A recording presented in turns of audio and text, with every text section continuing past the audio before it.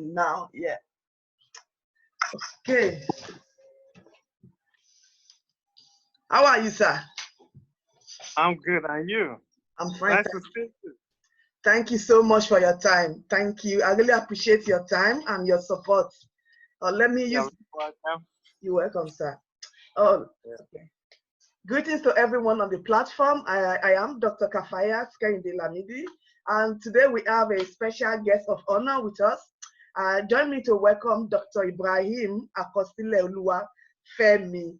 He is a lecturer in the Department of Business Admin and Management at Lagos State Polytechnic, as well as a CEO of the Nuggets Consults International. So, welcome again, Mr. Dr. Ibrahim. We really appreciate your resources, your time, your efforts to share your wealth of knowledge, your experience with us on the platform regarding some cases that we're going to be reviewing today. And once again, it's a privilege to have you on board with us. The purpose of today's title, which is relationship reconciliation, dichotomy, and dilemma, is aimed to to promote peace in relationship as well as to enhance love. However, the main objective is to encourage or to foster educational advancements among our youth as well as the grown-up as well. So, Dr. Ibrahim will help us to provide insight into a series of cases this morning, and I will leave it to him. He will help us. I hope you have your brief with you, your case brief. Yes, I do. Okay, so I'm going to try as much as possible to discipline myself, not to interrupt you while you are talking. So I will let you review the case as well as to provide your insight. However, I have some status questions that I would like to ask you. Then after that, you can start to review the case by case. The first question, are you ready for us, sir? Yes, I'm with you. Right. The first question is from your experience. What do you think love is actually? What is love really? Love to me is wholeheartedly supporting your spouse, wholeheartedly demonstrating that is, you are ready to sacrifice. You are ready to give your all to keep your spouse, your companion, your better half happy. Okay, okay. I pick on two keywords. The first one is wholeheartedly, and the second one is sacrifice. So, do you think we always sacrifice in every relationship? Because we are all different in our, we are different. We are made from the same creator, but individually we are different in our own ways. So that sacrifice, I think to some extent, to what extent are people willing to go to that extreme to sacrifice for one another, given to the world that we are in? So, yeah, I mean, to me, that's what distinguishes just paying lip service and actually demonstrating. You know, one of the keywords I mentioned earlier is give your all. okay. So to me, nothing is too much to sacrifice. So what actually demonstrates that love is that you are ready to stand by, you are ready to support. And love is actually demonstrated when you are faced with trial. When things are going smoothly, you just pay lip service. It's when you're actually faced with a challenge, that is when you demonstrate love. And this is where sacrifice comes in. When you really give your all, when you are ready to, be consumed with the challenge your companion or your spouse is facing and ready to provide solution. That is real love, not infatuation. Not infatuation. Everything else is infatuation. Wise words. Thank you very much for that clarification. So it's about giving it all, no matter what it takes, just give it all, regardless of the challenges or the difficulties that we are going through. Thank you very much for that clarification. It's really interesting. So I will move on to the next one, which is about peace. What exactly is peace in a relationship? Peace is when you have the back of your spouse. By that, it means your spouse can go to sleep without any stress. So peace is when you are happy going back home.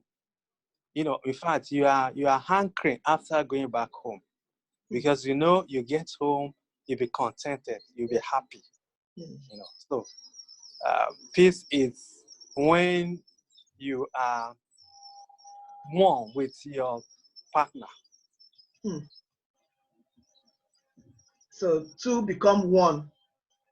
That's it. Then peace will reign. Thank you very much once again for that.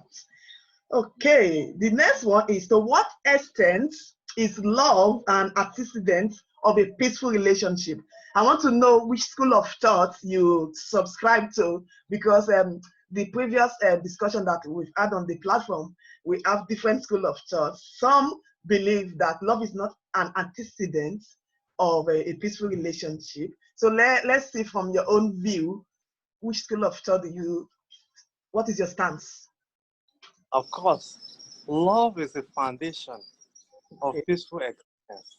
Without love, there can't be peaceful existence. Okay. So it's key, it's crucial. I mean, there's no dichotomy. Where there is love, there is peace. Where there's no love, there won't be peace. It's as simple as that. Okay. Thank you for the simplification. So we're not going to go much into the debate regarding that. So you believe love is the foundation of a peaceful relationship.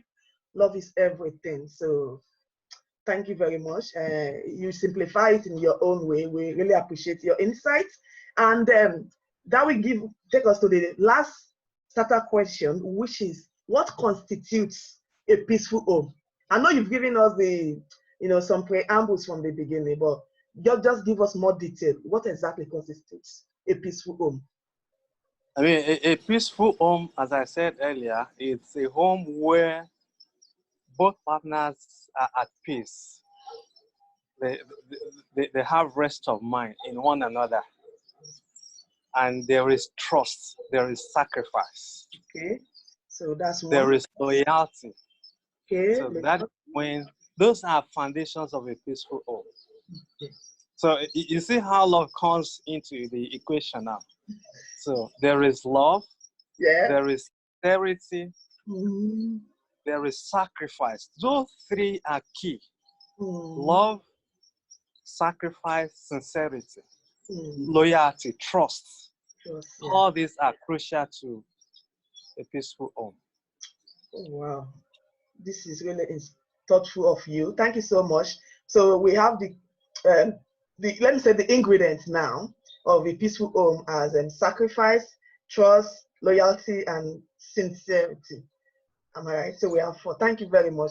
That's very thoughtful. And I will now let you review the case by case. Then you give us your thoughts about the questions, because each of the cases have their own questions. So I'm not going to interrupt you. I'll let you read it out and provide your insight. What do you think about this individual case? Are you going to read that for me, or you want me to read? I'll leave it to you, so I'm not going to interrupt you. When you read it, you'll be able to, immerse yourself in the context of this individual, and you'll be able to provide your thoughtful insight.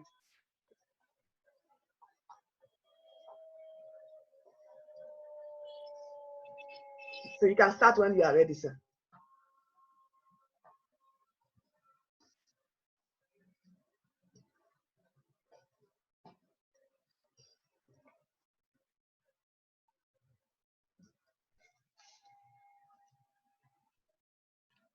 Do you have the brief with you? Hello? Hello? Hello? Oh, we've lost. Hello. Let me pause it a bit and. Hello, I can hear you. Oh, okay. All right. Good. I'm just trying to retrieve the Documents. Okay. um.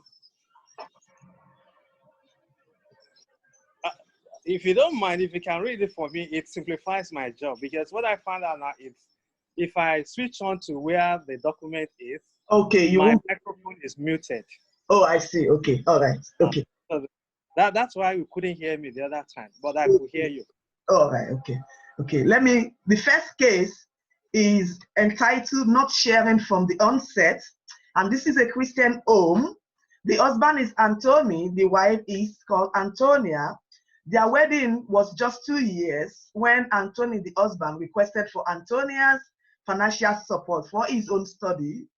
At that time, Antonia could not help, could not provide the financial support due to her own personal project. Sorry, can I jump in, or do I wait until you get to? Yeah, you can just cut in, just. All right. Yeah. Right.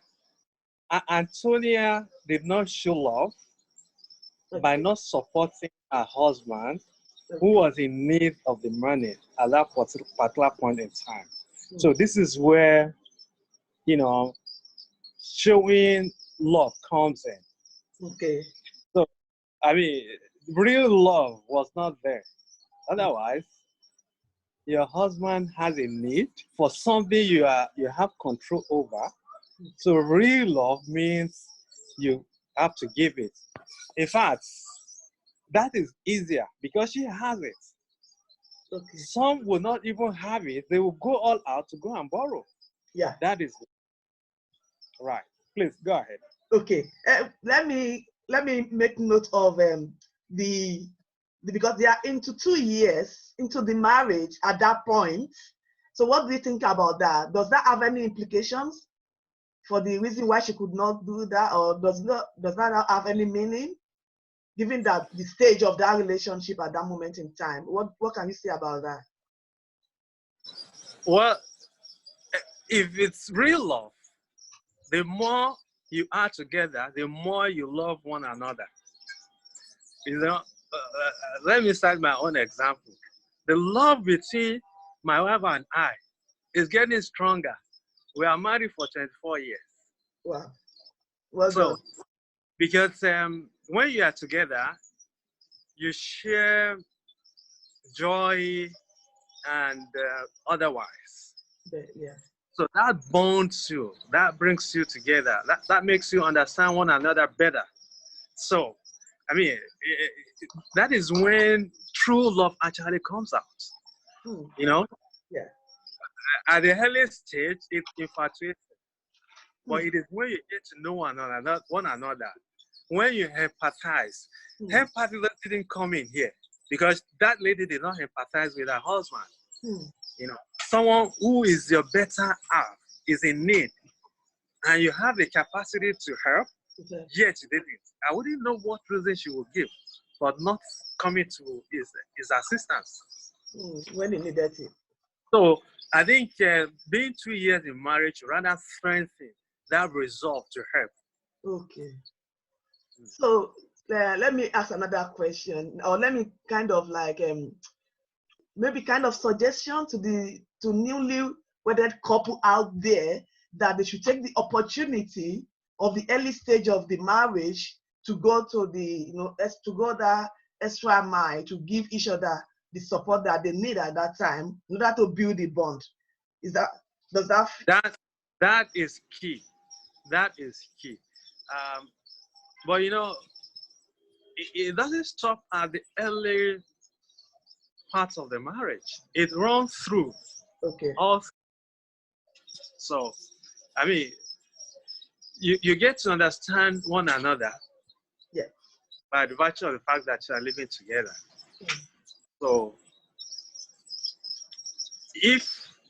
at the early stage, there could be some misunderstanding, which will be resolved. Yes. But as the marriage progresses,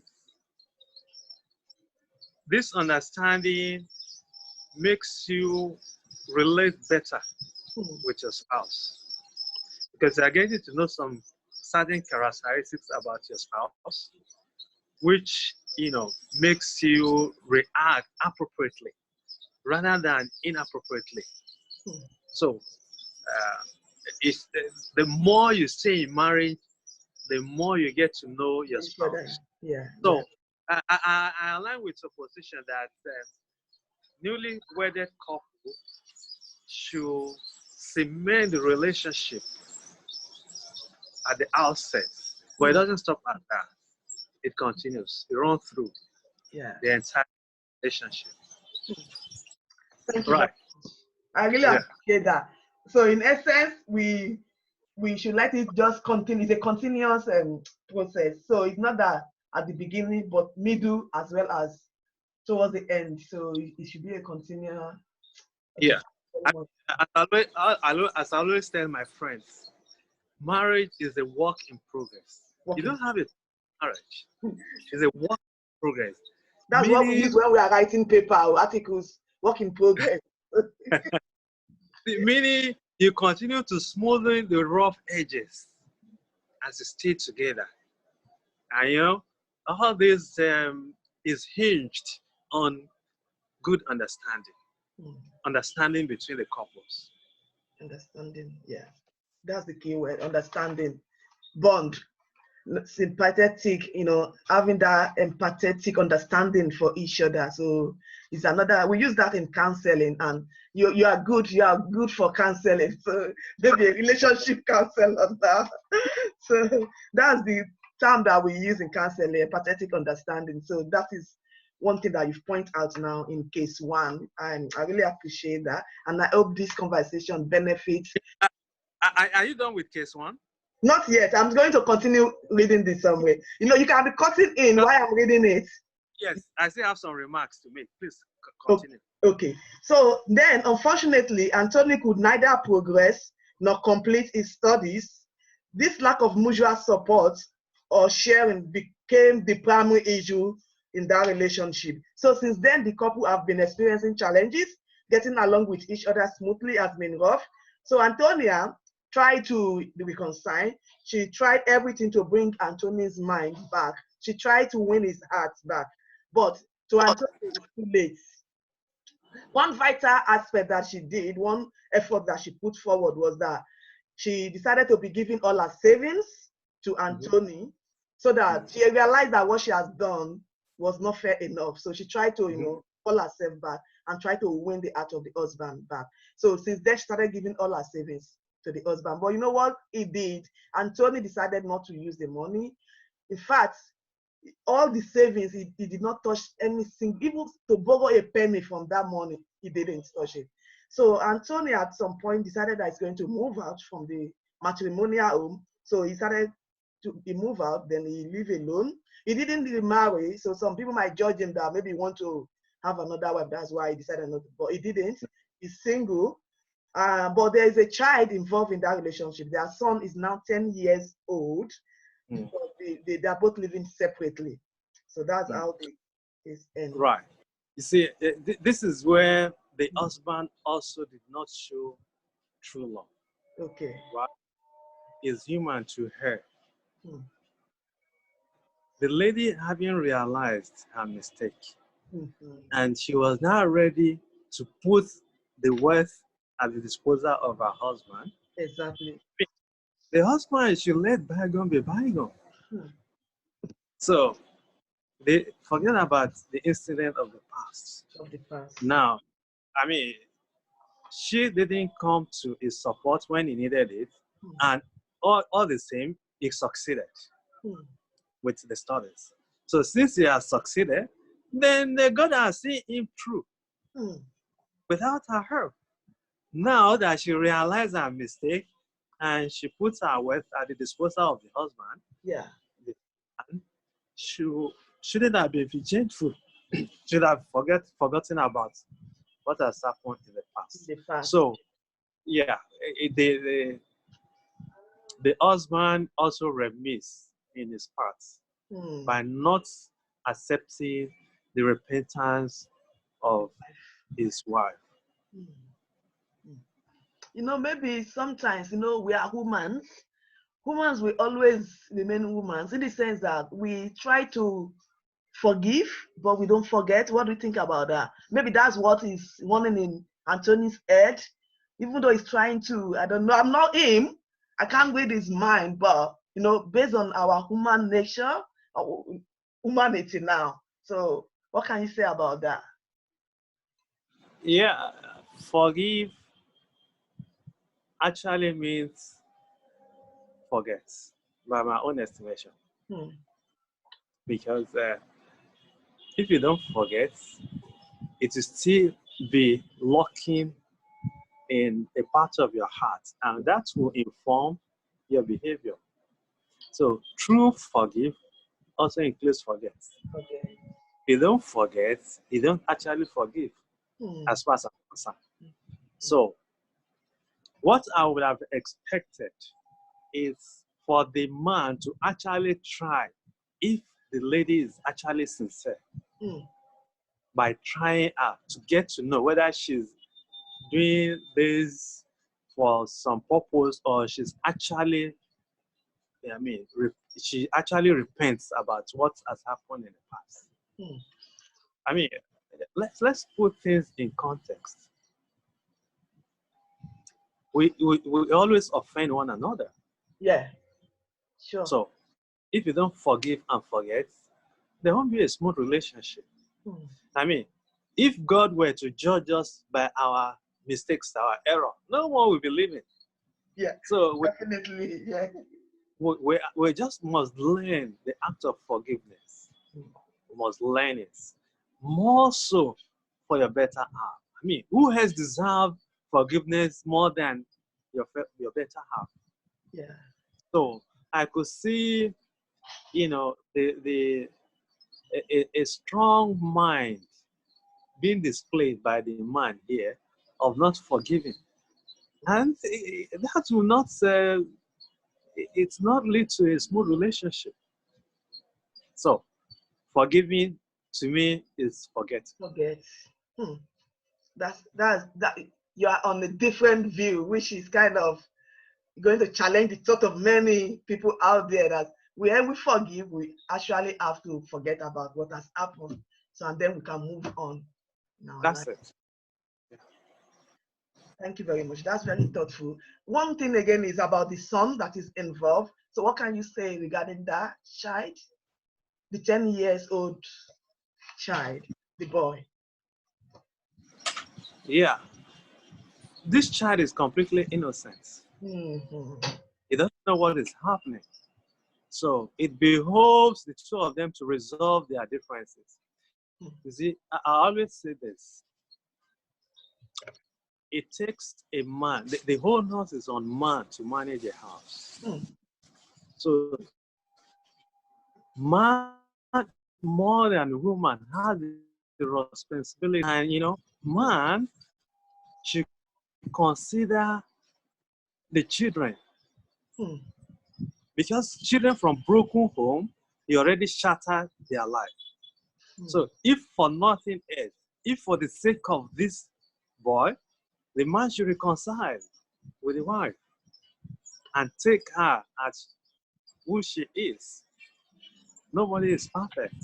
Yeah. So what I mean by a marriage is work in progress is you continue to smoothen rough Mm. edges. Okay.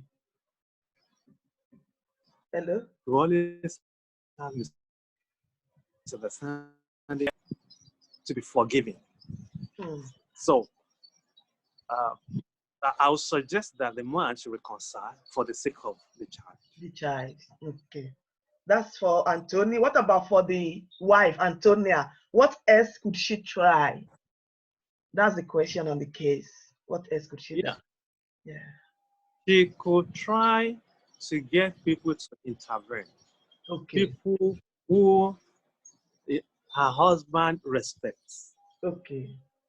She could get them to talk to him.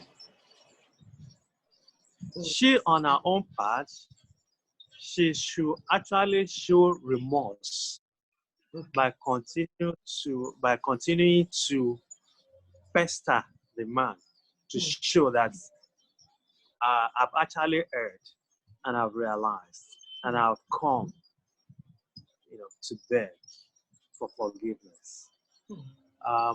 If the man was strong-hearted, was strong-willed before, continuing and persistent could melt his heart and make him reconsider. So she caused it initially, even though the man is at fault too, by not forgiving. Yeah. She is the initiator of this. So she should do all that she could to win the heart of her husband back by enlisting support of people her husband lost that can talk to him and listen to them. And she should continue to do good to the husband.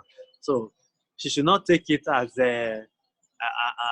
if he doesn't, then I'll go my way. No, it doesn't benefit both of them, and also it doesn't benefit the child. So they should find a way of reconciliation. As I always say, there's always a midpoint where both of you will agree, where there is differences. Yeah. So. Thank you very much for that advice. And I hope both of them are watching or listening to this. So hopefully one way or the other, they're going to benefit from there. And for other couple out there who are currently experiencing the same challenges, I hope this is of useful to everyone in one way or the other. So we now move on to case 2. This is sharing from the onset. And this is a Muslim family. So Saidat is the wife and Said is the husband. Their wedding was few years when things started to take a turn. Initially, the wife, Saidat, was the breadwinner of the family, and she used to share everything with the husband to the extent that the extra income that she earned, she will always give it to Said for his own personal doings. After the birth of the second child, things changed. This was due to the closure of Saidat's financial sources. So now Said have to work, cater for the family, and do what Saidat used to do. However, Saidat's expectation was that Said will be giving her like extra money like she used to do when it was her turn. But in contrast, things does not go that way. So Saida described her husband as a very greedy and selfish man that cannot use his own money to play with his own self. So, can I come in there? Yeah, go on. Yeah. They have an issue. I mean, I'm looking at it from my own religious inclination now. Okay. I have an issue. It wasn't Saida's responsibility to take care of the home. Okay. The responsibility of Said. Okay. So the husband should have shown appreciation for Saida coming to his rescue. And when things turn around, that was an opportunity for him to actually prove that this is a responsibility which I ought to have taken right from the outset. So the question of being stingy doesn't even come in. So it shows that Said did not even appreciate the enormous responsibility of being a husband right from the outset. So that is my own view. From the religious perspective. So yes, the man should be the one providing for the family. It's not the duty of the wife to. The wife is only supportive. Okay. And if things doesn't go down well, things doesn't go well with the husband, and it is the woman that is blessed. The woman should see it as an opportunity to demonstrate her love for her husband, which Saida has done. Yeah. Right. So in this case, it is the man that remises in his duty. So now when things turn around and he's now earning, then he should this earning should be to take care of the family. Thank you very much for that. I have two things I would like you to clarify further. This is about context. You know, in Western country, for example, here in the UK, things like share, you know, you pay bill, I pay rent, or kind of 50-50 to some extent. It's kind of difficult sometimes for just the man, you know, to carry the responsibility of the whole family in terms of work or try to provide financially for everything. In Western country, sometimes in most relationship is between the two couples or the partners, they could consider it, that you have to do this and I do that. But I know religiously, as Muslims, we always, you know, hold the men responsible for doing that. But what can you say in terms of the context, in terms of living in a different country, like Western country, where there is this notion of sharing? Can you hear me? Hello? Hello? Thank you very much. You're welcome. Very well.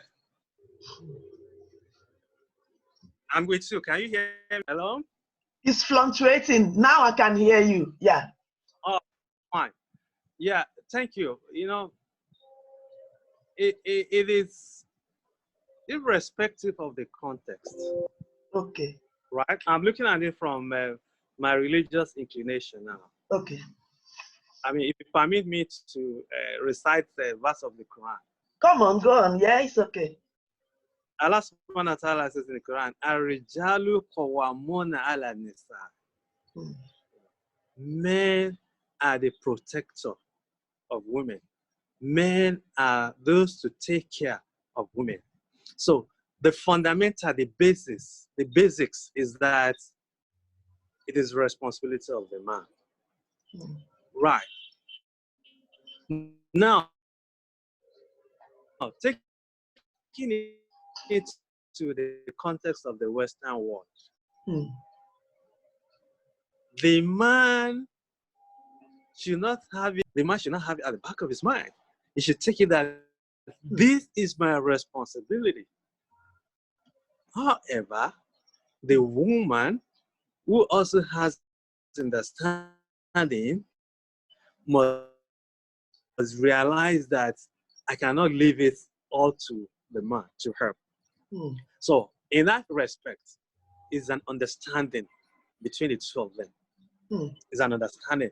And you know, why I say this, regardless or irrespective of the context, in Nigeria, where I am, my wife offer help. She helps because she knows that she knows my father. Anyway, maybe one thing I should mention here is sincerity between the couples. Okay. So if there is sincerity, the husband is going to come out open. The wife is going to know the limit and capability and capacity of the husband. So she knows that, no, this is time for me to come in. This is time for me to help. I mean, there can't be any so much, and I'm going to spend all the money all alone. So, but you know, the fundamental thing there is that the man should take it that this is my responsibility. So, however, the woman on her own part should also know that I also have a duty to her. Since I'm earning. Yeah. So to supplement, you know, the income from my husband. So if you see it from that angle, then side will appreciate what side has been doing. And by the time the table turn, in our hands, in fact, Saida doesn't need to persuade him to do his obligations. So it's just do the normal thing which is expected of him without any expectation. And Said that already, she has done her part. She has been submissive. This is the notion of submissiveness, and she has done that clearly at the beginning. But you know, change is just things that happen, and sometimes it just happens. Can you hear me? Very well. Okay. The other part I want to ask you to clarify is, you know, in the olden days, I wasn't there, but from my parents' relationship, I can draw on some instances where our fathers, they used to do that, according to what you said from the Quran, that the men should look after their wives and the children and all these things. Sometimes they don't even have to go and, to work, but their own is to look after the husband and the kids. But the world is changing. The world is changing in the sense that sometimes now the ladies are more like having upper hand than the men. So what happened in that aspect where God bless you to be, to be more financially buoyant than your husband, and you are in charge to do what he's supposed to be doing, if you get what I'm trying to say in that context. Yeah. So when the woman is in the position to be doing the role of the man, what can you say in that aspect? So even though it's the responsibility of the man to do it, Yeah. You see, the first thing is the woman should take it as a blessing from Allah that He has raised her in having material things in relation to her husband. 2, this should not go into her head and make her believe she is superior to the man. Maybe an 3, example. Maybe you can give us an example. I have one in my head, but I want to hear from you. Example of a woman that has done that in the past, and it's even in the Quran. Yeah. So you see, if you look at the Holy Prophet Sallallahu, his first marriage, Khadija. Yeah. Khadija was wealthier, and she put all this wealth at the disposal of the Holy Prophet Sallallahu. So, I mean, that is it. And that did not make her to be arrogant. She was still submissive. So, that is a good example. So, highly blessed that the man, it should not go into her head. It should not get her to think that I'm more superior and use that opportunity to talk down on the man. And that is what Saida has demonstrated. That this wealth is for the family. And she has done her own part. She has done her own part, as is expected. So it is the man now that is at fault by not making the income available to him now, available to the family, and being stingy. Okay, one thing I should recognize here is some inclination that we have that has become our characteristics. Okay. What I mean is that some people are naturally, open-handed, they spend freely. Some people are naturally stingy, they are tight-fisted. So there is there is a need for there to be understanding, right? Because in this case now, what Saida referred to as stingy may not be accepted by Said. Said, if you find out from him, if you seek him out, if you get his own view, you might say Saida is extravagant. So what Saida is considering to be stinginess, Said is considering to be extravagance. So until when we actually know what is the true position of things.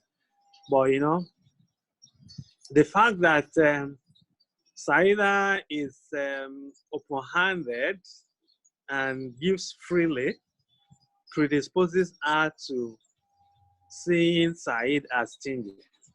So except you have a concrete incidences to actually use as a yardstick to judge. So I want to recognize that some people are predisposed to some certain characteristics. However, whatever be the case, what is key here is understanding. Understanding. Getting to know that, okay, maybe this is his nature. How do I win him out of, win here, W-E-A-N, as you win a child? How do I win him out of this stinginess such that we'll be able to spend freely? So in that aspect now, because the question on that case is what approach could she have taken? So which is the last one you've mentioned? Can you help us to expand on it? Because that's the question actually that you're supposed to answer. So yeah, I think in a way I've answered that. Yeah, that's right. He needs to be more understanding by actually getting to know if this characteristics is his nature, this stinginess is his nature, then she must learn how to relate with it in such a way as to promote good relationship between the two of them. Oh, that's interesting. So it's about managing that behavior now, behavior management. Exactly. That's it. Oh, thank you very much. So, so that it doesn't disrupt that matrimonial. Yeah, that is key. That is very key. The ultimate goal is how do we sustain the peaceful relationship in the matrimonial home. Oh, thank you very much. So, as I always tell some of my friends, the contest in matrimonial home is not a win-lose. It should be a win-win. Okay. It's not that I'm going to stick to my and whatever happens. No, it is how do we manage this situation so that it's going to be beneficial to both parties. Yeah. That should be the watchword. Thank you very much, sir. That's very thoughtful again. And we now proceed to the third case. This is, the title of this is The Competing Couples. And why are they competing? I'm going to summarize it. This is Ada, the wife, and Ade is the husband. Ada married at the age of 35. Given the age that she got married, she always says, I will do everything and anything to protect my marriage. It must work, no matter what is happening. So I can never be a single mom. That's another verdict of Ada. So Ada works in a federal university in Nigeria as a senior lecturer, and she has the privilege to go abroad to study. She was being sponsored for a doctoral program. The first time when she arrived abroad, she came alone, not with the family. But at some point, she tried to bring the family, but she couldn't do that by herself. So she had to go through their pastor to talk to the husband. So fortunately, he listened to the pastor, so he decided to join Ada with the children. So now they are both abroad studying. So when he came, he refused to work to support Ada. Then, because it's not been easy for Ada going for studies and doing job to cater for the husband and 4 children at the same time, so she had to look for job for the husband as well. However, the husband gave conditions. So that is where the condition is that when he's going to join, before he came to join her abroad, is that he too would like to study. That's why the title of that case is The Competing Couple. Right. Okay. Okay. Let me take you from where Ada has to enlist the support of the pastor to convince the husband. Mm-hmm. I mean, something is amiss there. Mm-hmm. If the woman cannot persuade the husband, the relationship, to me, has got a question mark. So it shows that the relationship is not as smooth as it ought to be. But a good thing, she enlisted the support of the pastor to get him convinced. Yeah.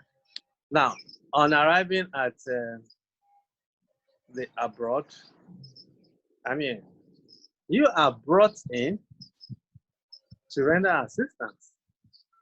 So the man should not be competing with the wife. So this is not a time for you to enroll in PhD, because you are there courtesy of your wife, and the intention is to support. So this is not a time to compete. I mean, what is expected is, if you're also interested in PhD, let the wife get to finish her own, or at the tail end of finishing, such that there won't be conflicting. There won't be, you won't be conflicting as it turned out. I have an experience. A close friend of mine, his wife was a lecturer at University of Ilorin. So she got a PhD offer in UK. The man joined her in UK. He was working day and night because this lady didn't get scholarship. Okay. The man was working day and night to see the wife through her PhD. After her PhD, the man now started his own master's. So that's the way it should have been, where there is love, where there is true love. So the man was there to render help. So the onus is on him to see our wife through the PhD. If he also has intention of PhD, it shouldn't that be concurrent with his wife.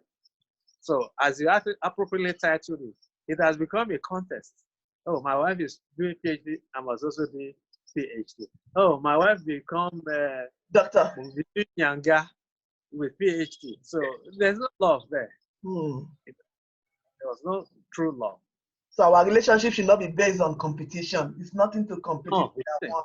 No, it's complementary. We should complement one another. Okay, that's another one. Complementary, not competition. Thank you very much for that, sir. So let me finish the story so we can ask the question there. Then why Ada planned, that is the wife, she planned to return home because she was being sponsored for her PhD. So she has to go and pay back to the, to the government. Yeah. So the husband, they plan to settle abroad. Is not to return. So give me. I mean, they are working at cross purpose. Right. So there is no unison. There is no unity.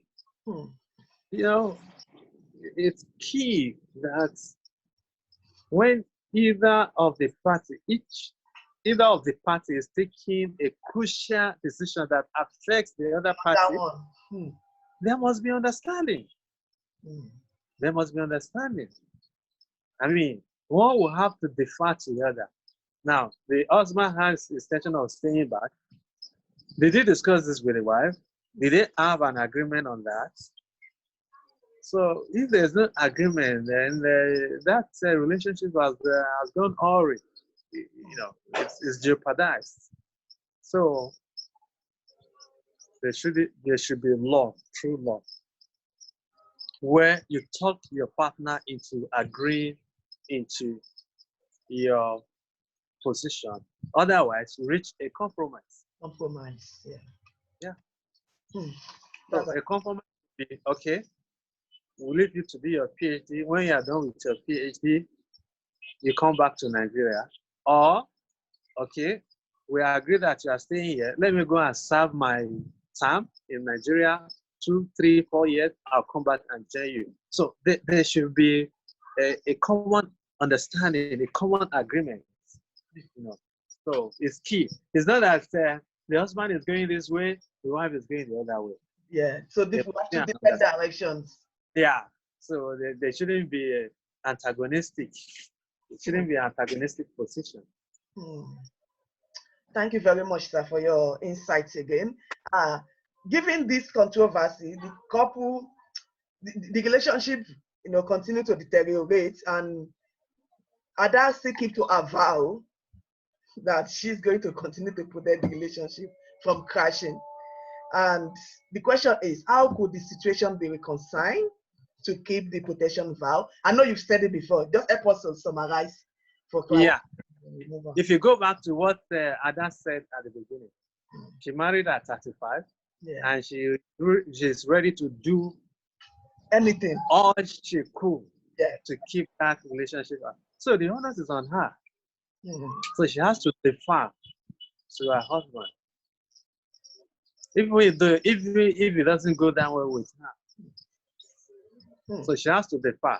If you can't talk your husband into agreeing with you, if you really want to keep the relationship, then you must dance to his tune. Otherwise, you have a broken home.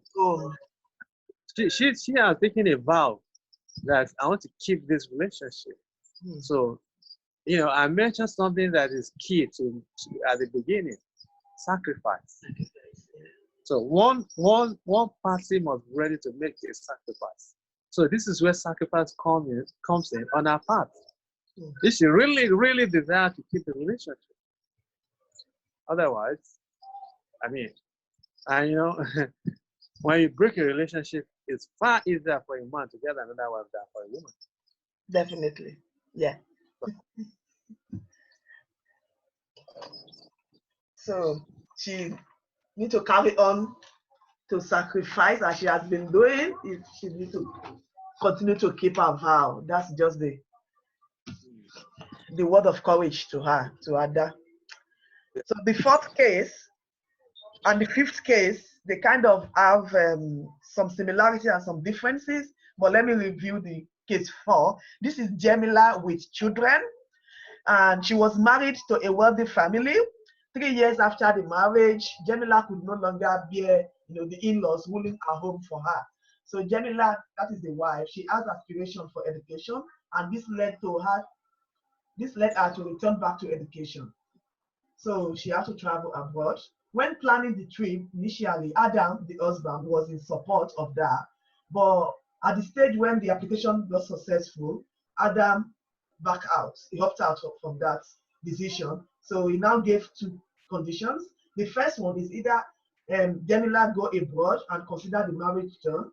And the second option is that staying with him, but no further study.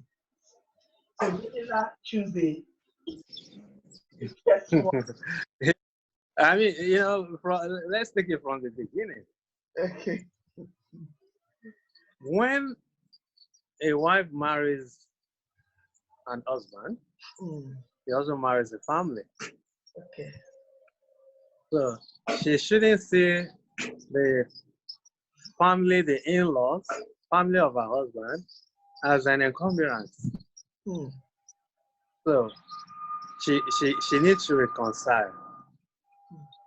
You can have it good with the husband and have it bad with the family. Because husband is part of that family. Sure. So the onus is on the wife to reconcile. With the family or?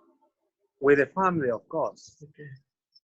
How do you make them happy? How do you posture such that they accept you as a good wife? Yeah. From the outset, she is using the study abroad as an opportunity to elope, kind of, to run away from domestic problem. And it doesn't solve the problem. It's rather, exacerbated. Because when you are closer, you interact and you smoothing the relationship. But when you are farther away, you don't interact, and it's further, bring a wedge in between the two of them. So that is the first thing. How do I reconcile with my in-laws such that I'll be in their good hope? Yeah. Because if any problem happens, these are the people you run to talk to your husband. Yeah. Now, secondly, see, the husband has given a clear options. Go abroad, forget about the marriage, stay back, and the relationship. This is very clear, it's very express. And you know, if you recall what I said at the outset, love is sacrifice, sincerity, loyalty, understanding. So if all these features, if all these characteristics are present, I mean, you see,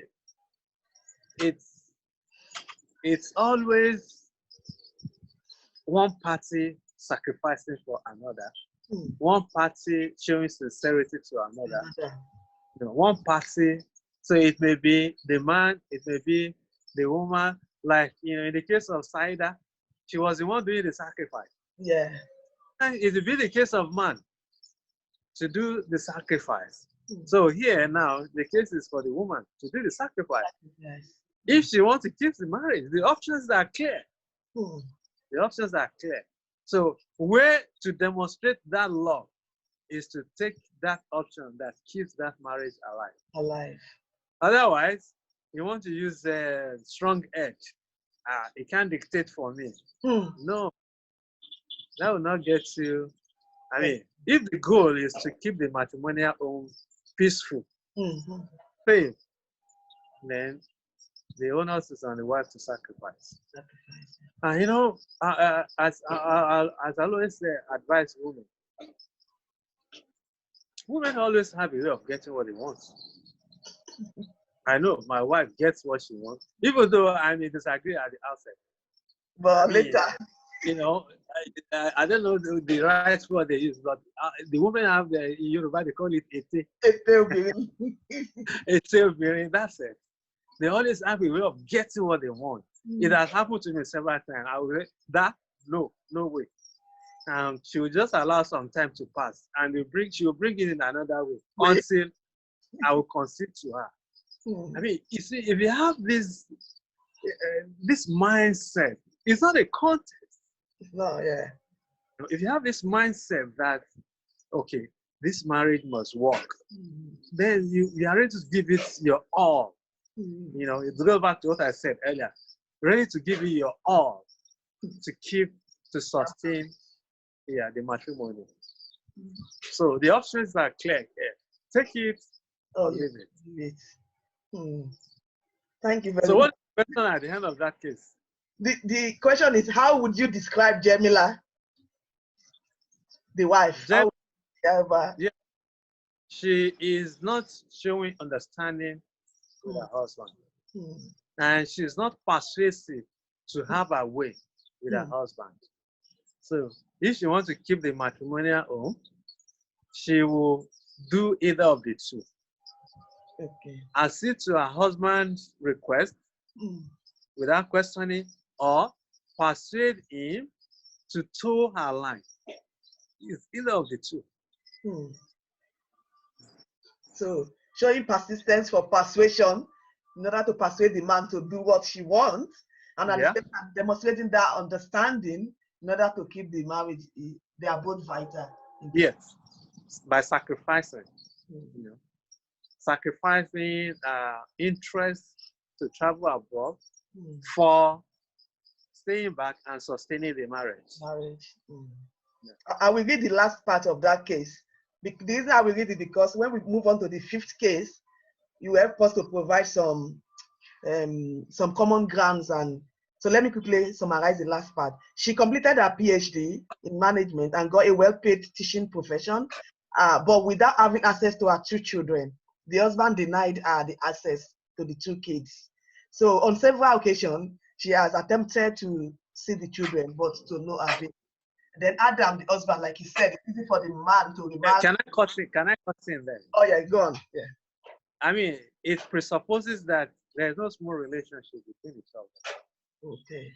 If the husband denies her access to the 2 kids, so there is no smooth relationship.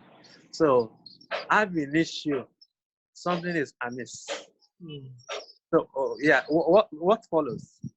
Okay, so the man, Adam, remarry, like you said, it's easy for the man to get on quickly. So the 2 children, however, remain with the parents, this same in-law that are not in good terms with the wife. Jamila. So they are now in custody of the two kids. So Jamila also remarried, but she's still looking up to God for more children because she would like to have more children. So that's how that's the summary, the last part of the case. I mean, it's irreconcilable because both of them are remarried. Yeah. So what is the issue there? Children. There's no. What's the issue? What's the question? The two children. The two children involved. She couldn't have access to any of them, and the children are with the family, the in-laws. So, what can you say about that? Ideally, it is the wife that should keep custody of the kids when they are still young. But if the husband did not allow the wife to have access while they were still together, can you imagine allowing her to have the custody of the children when they are no longer together? So it is unacceptable. I mean, it's unfathomable that the husband will release the kids to her, mostly when she has remarried. So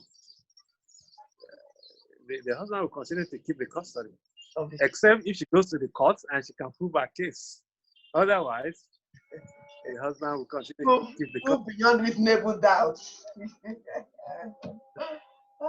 That's really interesting. Thank you very much. I'm going to move on to the final case before we now ask our closing questions. The fifth case is about Blessing. This one, she is with the kids. So like Jamila, Blessing also have passion for education. So having enjoyed 5 years of her marriage, she thought she could, win her husband's heart more by upgrading herself through education. Unfortunately, after her application was successfully considered for a doctoral program, Joshua, the husband, no longer supports her decision to go and study abroad. So she had to choose between the marriage or the study. So she chose the latter. She decided to go and study. And she went abroad for her study, leaving the family behind initially. But after a while, Joshua told her to come and get the 2 kids. Then they have 2 children. But when she went back, she came with another pregnant. So that's another baby on the way. So with a baby on the way, caring for 2 children and coping with PhD, you can imagine the pressure. I've done PhD myself, mother of 4. So I know how tough that was.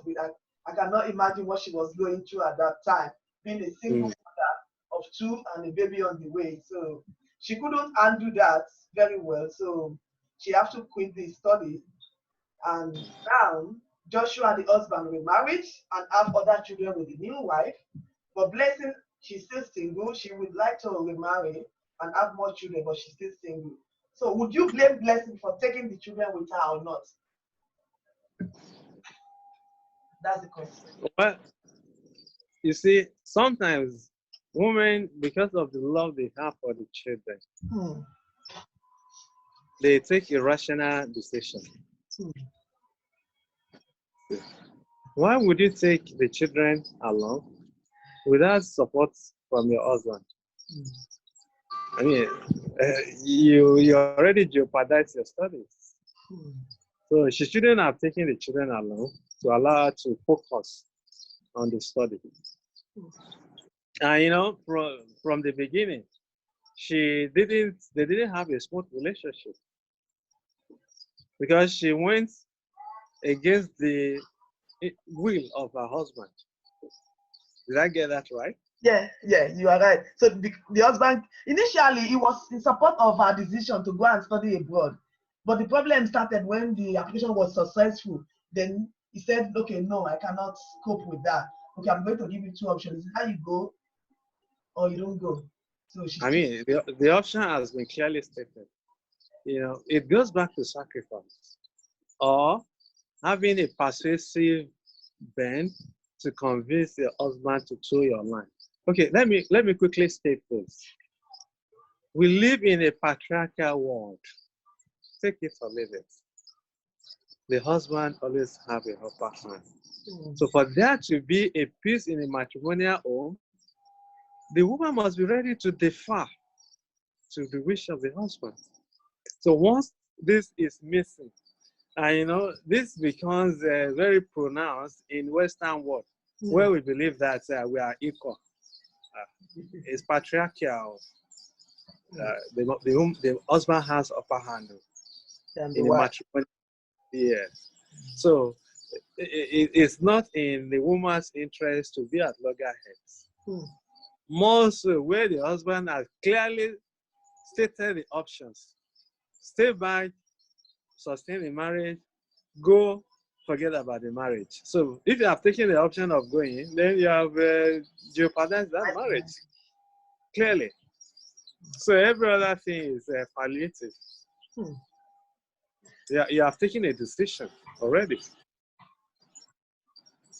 Let me say something. You know, sometimes what will be. Sometimes, even if you decided that, okay, don't let me go, let me do the one to please my husband. And if the same thing say happen, what can you say about that? What do you mean? Okay, she stays back. Yeah. To respect the husband wish of her husband. Yeah. If something goes wrong, then who is at fault? Clearly, it's the woman. Do you get where I'm coming from now? No. You have stayed back to respect the wish of your husband. So you defer to your husband. So what will make things go wrong? Because your husband has said, okay, stay back, and the marriage continues. So it means it has to be another incident, not the issue of this, I want to travel for that. So sometimes there are some issues at the top, but there are some issues that are buried, well, that we pretend to, like, you know, we pretend that it's not happening, but they are actually happening, and they are like driving the forces behind what we are actually saying. And that, so the same thing could say have happened, even though she chose not to go, and she could have even been regretting that, oh, maybe I could have done that. I could have chosen the you know, do my wish, and, you know, kind of. Sometimes I want to hinge my response on what you said earlier. Okay. What will be, right? If she has decided to stay back to respect the wish of her husband, then she should just rely on that statement. What will be. Eventually, Allah destines that I'm going to have a PhD or a further degree abroad, it will still happen. This is where forgive and forget comes in. Yeah. Forget about that has become bygone. Just look forward to another opportunity in the future. No reference to what has happened in the past. Yeah. That's another point. Look forward to another opportunity in the future. Okay, thank you very much for that.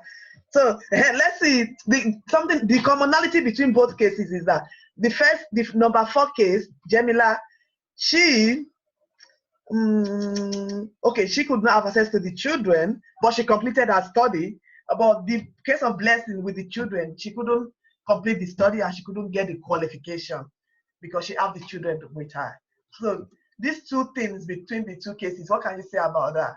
Just I mean, let's be focused. Yeah. The focus is, how do we keep peace in a matrimonial home? Yeah. You know, lots of women do not appreciate this. Okay. So they are ready to sacrifice matrimonial home for their own person. Okay. Both of them lose. Because they lose the matrimonial home.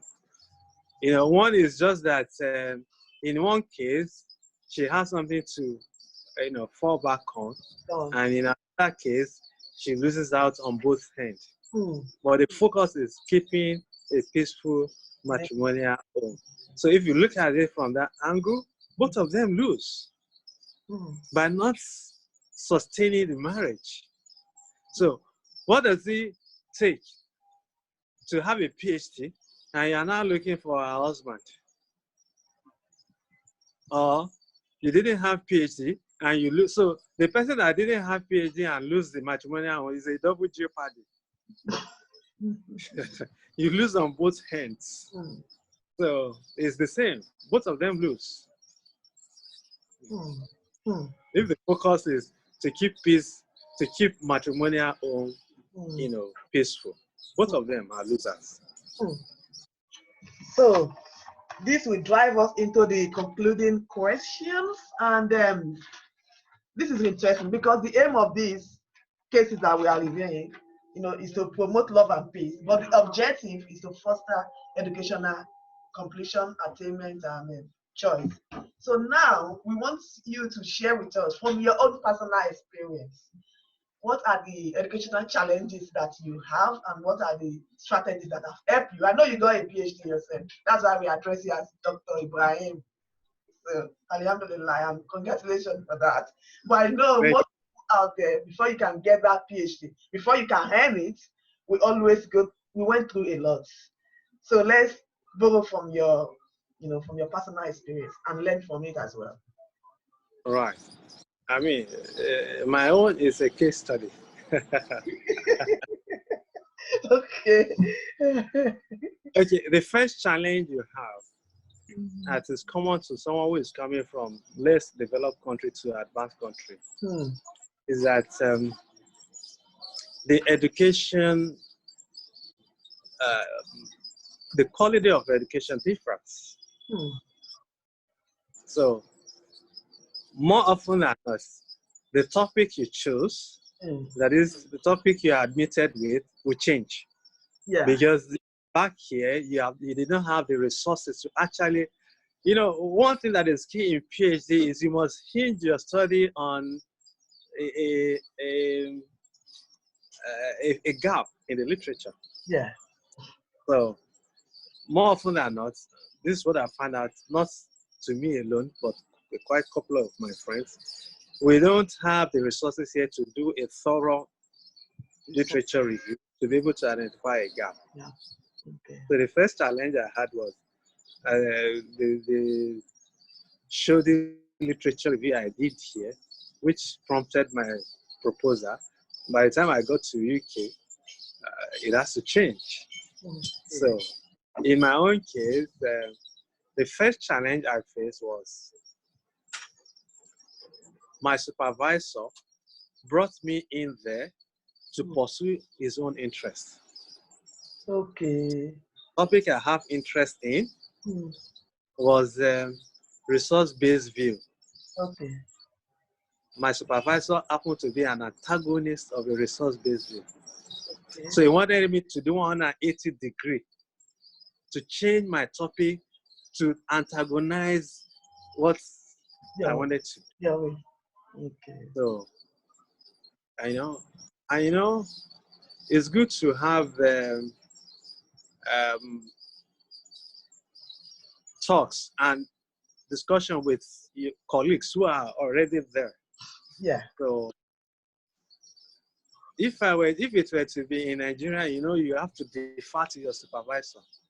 Well, I was made to understand that you are free to do what you want. So I had to change my supervisor. So that was the first challenge I faced. Secondly is, having changed my supervisor, he said he didn't have expertise in what I wanted to write. Okay. So I have to change my topic again. With the second supervisor. Second supervisor, so that he will be able to supervise my work. The implication of that is, you are starting reading on a different level because you are reading a different literature. So that was a challenge. Second challenge I faced was, sometimes you have a supervisor that show keen interest in your work. I was unfortunate to have a supervisor that's so complete, like a Dasker attitude on my work. So I have to practically work on my own, network with some other people who are in the field. And, I find out that you don't easily get people who are really ready to help because everyone is engaged. Yeah. The third challenge I faced was here I am doing a research on Nigerian contexts. Now, being supervised by someone who does not understand that context. So, I mean, to guide and direct appropriately is going to be a challenge. Yeah. The fourth challenge I had was, you know, I hope you guys are listening. Those who are aspiring to become doctors and go on PhD journey. The third challenge I had, the fourth challenge I had was I was victimized by my institution.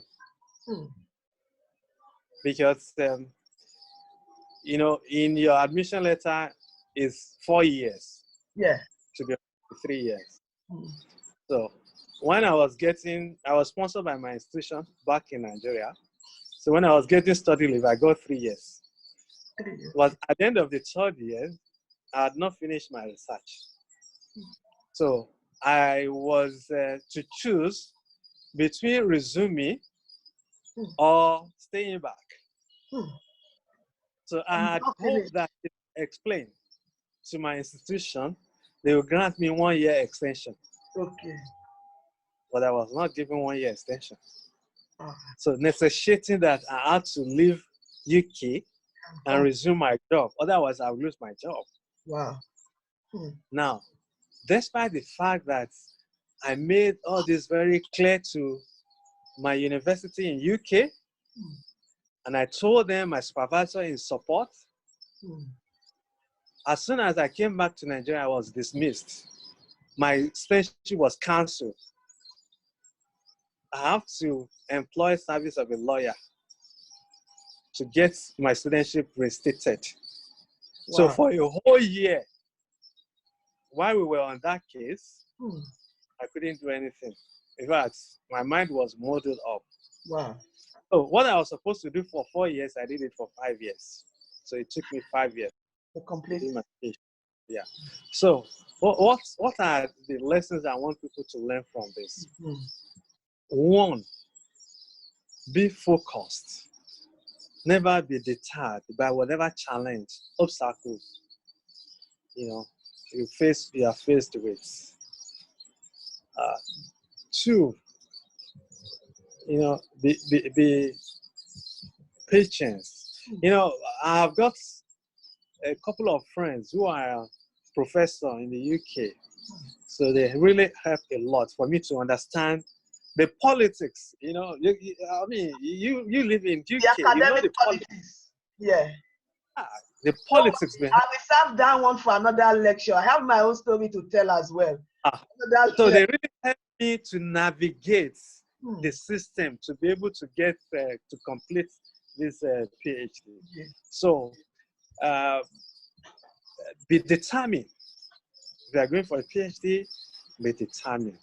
And never believe that it's going to be a cake. It's not going to be an easy thing. Journey. Yeah, it's a tough journey. Thank God. Congratulations that you end that PhD despite all these challenges. Yeah. Challenge, 2, 3, 4. That is one of the things that kept me going. That this thing I'm looking at, I must get it. Yeah. After going through a lot, after all this stress, no, I must get it. Okay. Another challenge I faced, you know what? Go on. When I left UK and I had to come back for my Viva, I was denied visa. Wow. So I did my Viva on Skype. You won't believe that. Wow. Wow. My Viva on Skype from Nigeria because I was denied visa. And in that denial, no option of contesting it. Because, you know, the university wrote to Home Office, so they revoked my what's it called? This thing you get if you are going for studies. Your card. Yeah, thank you. They revoked it. And I had my family in the UK, so they had to hurriedly leave. Wow. Back to Nigeria. I mean, I faced a lot of harrowing experiences. So just to complete that PhD. That it was at the end of the year I was able to complete it. That is the consolation for what I went through. So we should not expect that it's going to be a smooth sail. Whoever is going for a PhD, it's not a smooth sail. You know, as I always tell people coming from the developing country, we are disadvantaged ab initio. Because I mean, the quality of education you have does not match up with the quality you are going into. So the expectation is higher than where you're coming from. So you have to double your efforts. You guys are studying your bachelor, master's degree, you are at advantage because you are integrated into the system. You have an edge. You have an upper hand. Unlike those of us coming from from developing country where the level of education is comparatively low. So you have to work extra hard. You have to double your efforts. So that is my takeaway from an experience of doing PhD in the UK. Wow. Wow. In fact, you know, sometimes if you don't hear other people's story, you don't know what other people have been through until you... Yeah, that's it. I give credit to you. Imagine even being a man, you know, to have gone through all this. And some of these cases that we review, some of them happen to be ladies, women in that context. And this is even, you know, with your family, your wife, your children, and you've gone, you managed to successfully handle all this, and you managed to earn your PhD. You deserve all the credit and honor. I can't imagine how, alhamdulillah, all we can say that you earned it. That's it. Well done. Wow. And that will bring us to the next question in terms of political accountability. You know, like you said, the resources and, you know, coming from developing country, what do you think that the government can do to help in that aspect? How could they come in? How can we hold them responsible politically for that? Well, the government has a lot of role to play. Like, you know, for instance, when I was in the UK for my studies, I got a scholarship, but you know, the exchange rate, I was given naira and I have to convert it to pound. I was given scholarship on exchange at the exchange rate of 254 naira to a pound. And at the second year, it was like 500 naira to a pound. So it means half of the money is wiped off by inflation. But you know, so that's a challenge. You know, one of the things I appreciated my wife for was while she was there, she was working and she was earning to keep, you know, the family, you know, there. Because if I really want to focus on the study, I couldn't be working and to support the family. But I was forced to do that at the tail end because the money could not sustain. So first thing is, and you see people coming from other countries. I have some friends from some other countries, especially Arab countries, that were earning £2,000 per month. Government was paying £2,000 per month for them, and here I am. I could not even earn £300 to sustain my family. So that is one. Two, like it happened in my own case. I'm glad that they have revealed that now. Tech Fund has revealed that now. Previously, they will give you 3 years study leave. Okay. But now, I'm glad Tech Fund has revealed that to 4 years. 4 years. Okay. You know, it's easier for those who study in UK to do PhD in 3 years. But for someone coming from the developing country, honestly, you actually need that 4 years. 4 years. And you know, quite a number of people who will study in the UK to spend 4 years before they could complete. So there's a need for policy change to make it, you know, more favorable, to students coming for studies. Ultimately, I think the government ought to improve the quality of education here. In the 60s, University of Ibadan used to be one of the centers of excellence in the world. So why?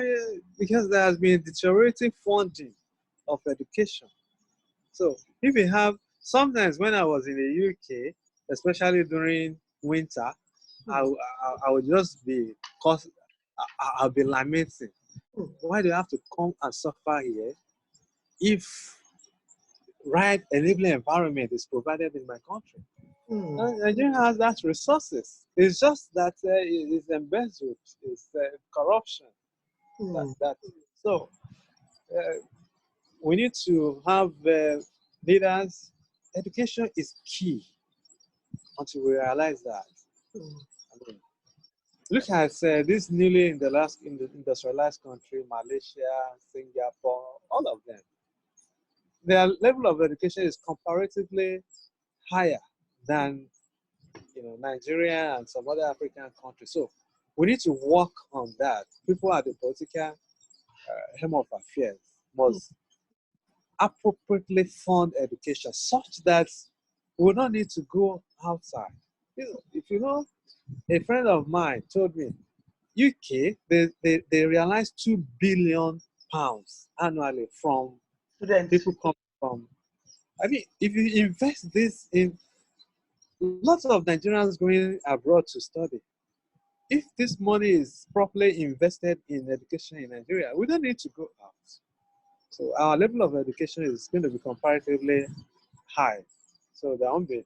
So ultimately, we need to have leaders who are concerned about education, such that the status, the standard of education is raised to the extent that we will be rubbing shoulders with, anywhere in the world.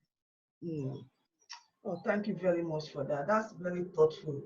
And when you said investment in education, can you give us some example in terms of how the government can further invest in education to make the aspects? Straightforwardly, it is corruption that is killing us in this part of the world. The minimum recommendation is that, is it 12% or 16% of budget should be allocated to education? The best Nigeria has ever got is 6 or 7%. I mean, that tells a lot of neglect of education. So it starts from that. Appropriate funding. And one thing is to earmark, another is to actually spend. So if when this money are earmarked, they are not spent. They are embezzled. They are corruptly embezzled. So, I mean, this is where good leadership comes in. It's key. Where they have it good. South Korea was like Nigeria in the 60s. Malaysia, Singapore, they were at the same level in the 60s. But they have focused leaders, leaders who are less corrupt. I'm not saying they are completely free of corruption. Less corrupt, more, long time in focus and orientation. And look at the turnaround they have been able to bring about in South Korea, Singapore, Malaysia. So we need to look at those who are ruling us in Nigeria, and those who are vying to rule. They are 70, nearing 80. And, in advanced country, it's 40, early 40, late 30s. So we need to have a change. The whole politicians, we need to, have a clean sweep. Thank you very much for your time. I've taken much of your time. I only have last part of the closing question, and that is about the couple mutual right. The first question, I have two, but the first one is, which approach is best for a balanced relationship? I know you've said a lot, but to summarize it, but these are the closing questions. So, which approach is best for a balanced relationship in some way? It presupposes that you have some approaches. Mm-hmm. So what are the approaches you have? Is there any best one, the best for a balanced relationship? Like you said, understanding and all those ingredients that you gave us. Okay, if I will answer it appropriately, I would say love is the best approach. All right. Okay. The way I've defined love. Let there be true love. Love. Let it be sincere love. Okay. And love is where there is mutual understanding, there is sacrifice, there is sincerity. Yeah. I mean, once all these characteristics are imbibed, so that's it. So I mean, it's going to vary from one person to the other, from one matrimonial home to the other. But the common denomination is true love, reflected in sacrifice, understanding, loyalty, sincerity. Thank you very much. The last question is there any universal theory to a peaceful home? Yeah, it's love. I mean, I'll go back to love. Thank you. So it's love, true love, not infatuation. Okay. All the cases you have referred to, from number 1 to 5, I've not seen demonstration of true love. It's only infatuation, make-believe love, not true love. Not true love. When there is true love, there's going to be give and take. Yeah. There's going to be compromise. I mean, it shouldn't get to the end that the two parties will go his own way, his or her own way. There's no true love there. Where there is true love, there will always be a compromise. There will always be a center point. There will always be a common agreement. So, if I will borrow your term, the theory of the true love is the universal theory that I'll propound. Thank you so much for that proposition. That's very kind of you. We appreciate your time. We appreciate everything. We appreciate you on the platform. And very soon I'm going to upload this, and I can't wait to get the Q&A session. So we're going to be inviting people for Q&A session after all this series, because this is the last one so far, unless if I have other people that would like to take part in the future. But this has been great conversation. This has been so interactive and engaging. I hope that is of use to people out there. I hope they can benefit one way or the other from our discussion. And once again, let me thank you. Thank you so much.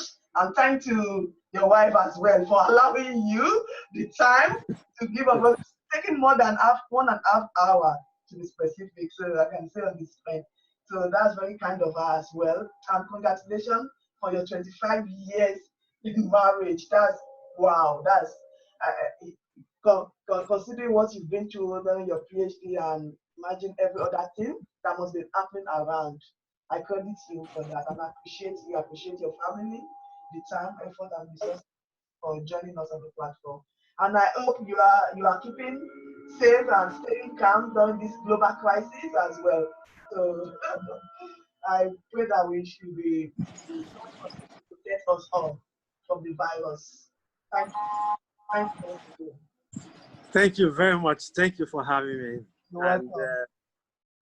My regards to everyone. Thank you so much. Thank you. It's been nice speaking with you. Bye for now. We discharge you. So why I talk to me? Thank you. So we can spend time when we like. So that is it about today, everyone. Join me to thank Dr. Ibrahim Akosile for his awesome time, for his thoughtful insights on this series of cases, and I hope we've learned so much. And as you see me, I'm just going to go for my workout with my family now. So when I come back, I'm going to upload this on YouTube. So I hope all of you can also join me. We can do the same, because it's the catchphrase of staying at home and social distancing. However, we need to keep active. So let's go out there and do some workout this morning in order to remain to stay active, and while we pray to God to continue to protect us, because He's the only one that can take away this virus. So we turn to Him. It's an opportunity for us to reflect on this global crisis, to reflect on what is our purpose in life actually. Normally, we always run it etta-scatter, looking for what we're going to earn, looking, to provide for our family. But this is a time for reflection, and let me use this opportunity to just call our attention to a moment of reflection. Let us reflect. Let us ask ourselves, like I always said in my previous lecture, what is our purpose? What is your purpose in life? So this global crisis is an opportunity for us to reflect, to do an assessment, to take stocks of our actions, of our doing, that if it happened to be that we are all going to be wiped out today, what is it that we're going to take to our Creator, to the Most High? What is it that we're going to account for? So I use this opportunity to say to everyone, keep staying safe and keeping calm.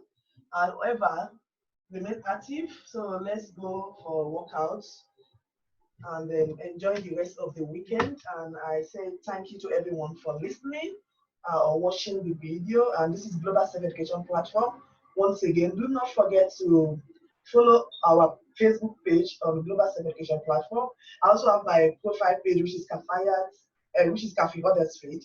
And you can also join me on I have Telegram 07432 6578880. You can use it as well to join our WhatsApp group for weekend discussion. Anybody is allowed to initiate the discussion on weekend basis on the WhatsApp platform.